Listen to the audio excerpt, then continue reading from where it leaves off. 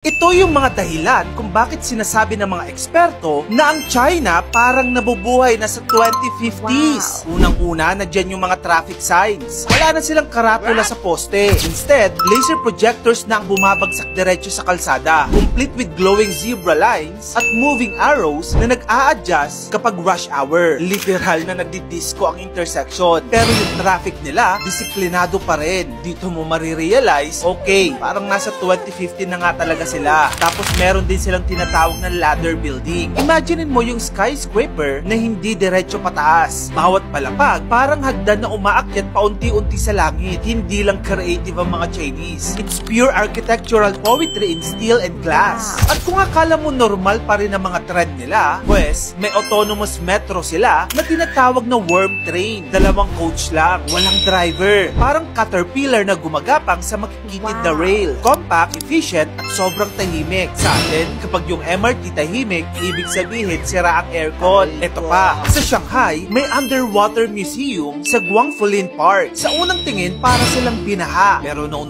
wala silang flood control scandal gaya ng sa atin. Yung underwater museum kasi nila, yung bubong lang ang nakalabas. Pero sa ilalim, may 800 parking spaces, museum halls, at cultural displays. Mukhang ancient temple na nakalubog sa lawa. At syempre, kung gutom ka sa China, at habang umiikot ka sa kanilang syudad, may mga yellow street boxes na parang vending machine ng future. Scan mo lang ang QR code, piliin mo order mo, then boom! May drone na magluluto, magbabalot, at maghahatid sa'yo ng pagkain in under 15 minutes. Literal na grab food, pero may pakpak. At habang tayo dito sa Pinas, nagpipicture sa LRT, sila naman may sky train sa Wuhan. Isang tren na nakasabit sa itaas, hindi nakapatong sa riles. Ito pa, glass floor pa yung tren nila. Habang umaandar, tanaw mo ang buong city sa ibaba. Parang roller coaster meets MRT, pero walang amoy pawis. Hindi pa tayo tapos ha. Sa Chongqing naman, meron silang light monorail na dumadaan mismo sa pagitan ng mga gusali. Minsan literal sa gitna ng restaurant o apartment. Kung gusto mong sumakay, bumaba ka lang sa balcony ng kondo mo, makakasakay ka na. Ganito na ka-advance ang transport nila. Parang naglalaro lang sila ng SimCity, pero sa totoong buhay. At syempre, hindi rin mawawala ang Vertical City. Isang napakalaking complex na tahanan ng 30,000 na katao. May sariling groceries, gyms, schools, at mga scooter delivery sa loob. So wala kang dahilang lumabas kahit